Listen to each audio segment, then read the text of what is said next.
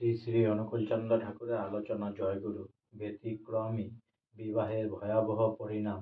বোধিশাস্ত্র পরিচর্যা। বর্ণ ও বিবাহের ব্যতিক্রম যতই ঘটবে, তোমার পরিবার, তোমার সমাজ, তোমার দেশের প্রতি প্রত্যেকে ততই জীবন্ত মারণে আত্মসমর্পণ করতে থাকবে।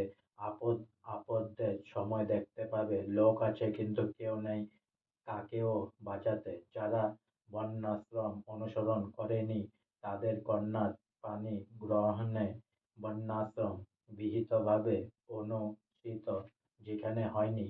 পৃথিবীর ভিতর এমনতর যারা আছে, তাদের কারো কন্যার কুল, সংস্কৃতি ও চরিত্রগত বৈশিষ্ট্য যদি বর্ণাশ্রমভুক্ত কোনো বর বা পুরুষের কুল সংহতি, সংস্কৃতি ও চরিত্রগত বৈশিষ্ট্যের অনুপোষক হয়, বিহিত পরিশুদ্ধিতে ঐ তাদিগকে পঞ্চবহির অনুগ্রহী করে আর্য পুরুষচরণে অনুলোমক্রমে গ্রহণ করা যেতে পারে।